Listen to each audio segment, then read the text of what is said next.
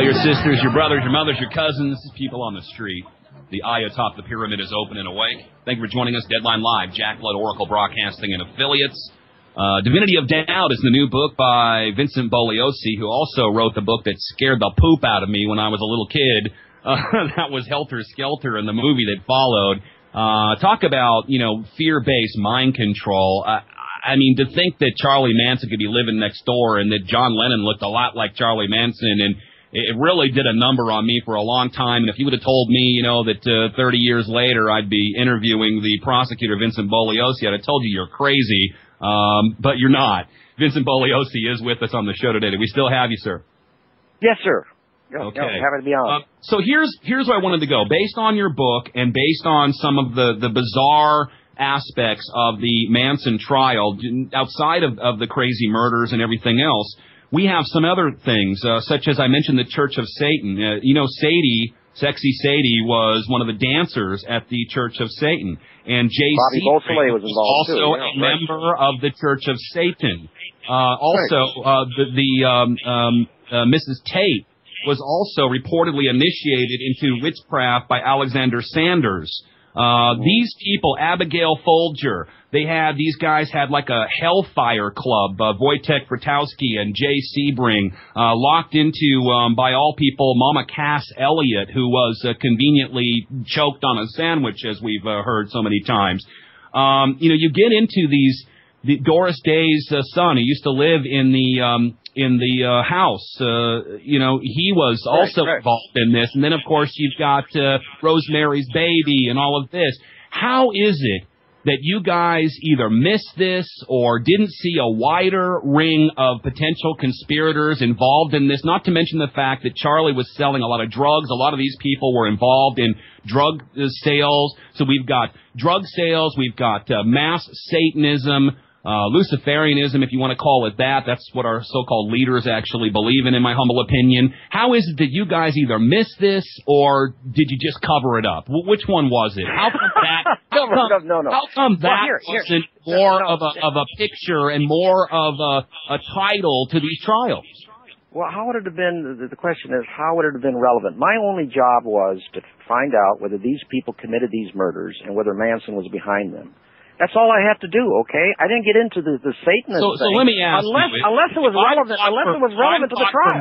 How was it relevant? Obvious accomplices involved. You're not going to go look into that, or you're not going to talk. Well, of course, if there's evidence that leads to that. What evidence is there that the Satanists were involved in these murders?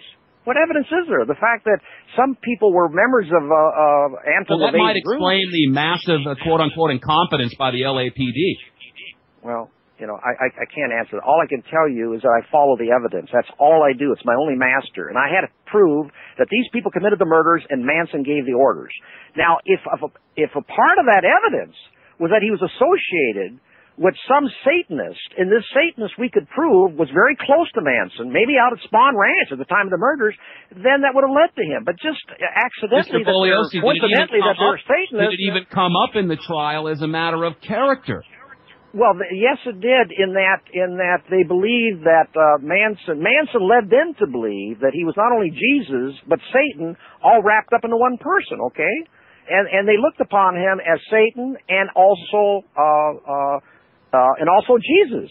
But where does that go? It doesn't go anywhere unless you can show that Satanists were somehow involved in these murders. There was no evidence of it. You can't show it if you can't investigate it, and actually I've investigated this. I have a whole bunch of what I would follow up on as evidence. Unfortunately, I don't have the budget of the L.A. prosecutor's office. Well, I spoke to the Church of the Final Judgment. That's a spin-off of Scientology. I looked into all that to see if they had any association. Yeah, the process, right. They're named. Yeah, I looked into all that stuff, of course. I couldn't find any connection with those groups and this murder. You could only present evidence related to the issue. I ask you this question with all due respect, sir. Were you told by anybody to not follow up on those leads, to close those doors, or you would be punished somehow? No. Oh, my God, no. That would have been terrible. I'm prosecuting people that killed 7 human beings, and someone says, don't look into something? Oh, my God, no. Do you know that Dr. Roger Smith... You know, Dr. Roger Go ahead. Smith and Dr. David Smith, who founded the Haight-Ashbury Clinic, one of which Roger Smith was Charlie's parole officer, were heavily involved in government-sponsored research on human behavior. In other words, behavior modification. Okay, but was there evidence that Smith was behind Manson, that he was Manson? I'm just asking you, sir, why these greater, wider leads that led to a wider group of killers, all of which emanated from the same area in Northern California. There were multiple cases of multiple serial killers who we believe were programmed to kill, involved in Satanism and drugs. Why that wouldn't be beneficial to the people to know about? We looked into the process. We looked into David Smith. We looked into all of that stuff. We couldn't show any connection that they had with these murders. The fact that some of these people were Satanists, that doesn't mean that Satanism was involved in these murders. Well, it's a non sequitur. It's a non sequitur. It also doesn't mean that it didn't. It wasn't involved. I agree with you. But if I didn't have any evidence that they were connected, what did you want me to do? Let all the driving force behavior modification specialists and Satanists just walk away to kill more women and children? Well, you're assuming that they were involved in these murders. The judge wouldn't even let me would not even let me put that evidence on, because they say, Mr. Bugliosi, what relevance is this except to prejudice the jury? What relevance is this to the issues in this trial, Mr. Bugliosi? What would I have said at that point? So let me just follow up on what you said, Vincent Bugliosi, that the judge wouldn't let you present that evidence. Now, he didn't tell you that. You just knew that if you started going there, there'd be trouble in the case and trouble for you. I did not think of going there because there was no evidence connecting it with the issues in the case. I've just gone over the victims themselves involved with Charlie Manson in the Church of Satan, with the Process Church, and with drug dealing. The victims, sir. Okay, so if I was going to put on evidence that these people were actually involved behind Manson, and they called the shots, not Manson, then I would have put that stuff on. But there was no evidence of that. The motive for the crimes. Is that not important in a trial of this kind of magnitude? Extremely important. And he was trying to ignite helter-skelter, and I put on evidence of that. Absolutely.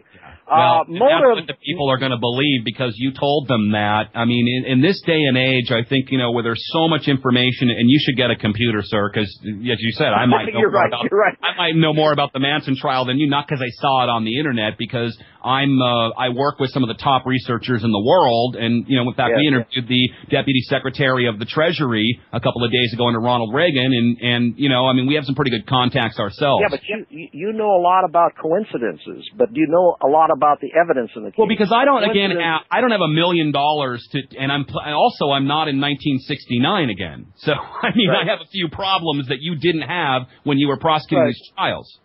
Right, but I would never withhold evidence. Come on, Jack, please, never withhold evidence. If I withheld evidence and someone was telling me to withhold evidence, we would both be behind bars. Yeah, and there is no, like Rudy Giuliani, there's no way you're going to be a prosecutor unless at least somehow you have been, excuse the term, initiated and knowing what you can talk about, what you can put up, what you can do. No one ever told me that. No one ever told me that. No one ever told me that. I'd tell them, you've got to be crazy. If that's going to be the rule in this office, I'm leaving. It's inherently built into all of us. It's called self-censorship. And maybe if I give you the benefit of the doubt, Mr. Bugliosi, then that's where I would go with it, is that you just self-censored yourself even unconsciously, and that's why you never got to the true motive of the man. Why would I get into the process? That crazy group that probably interviewed them. Why would I get into that if I didn't have an open mind? Well, because they were storing all these arms at the compound, which was not a hippie ranch. It was an actual compound where you got Charlie Manson, because they were his bodyguards, because they were involved in a massive drug dealing ring, and because it appears, at least for all intents and purposes, that Charlie Manson was doing assassinations for people. None of those people were out of Spawn Ranch that you're talking about. There's no evidence of it. And I spoke to former Manson family members. None of those people you're talking about. At one time or another, you're right, they were associated, some of them were associated with Anthony LaVey.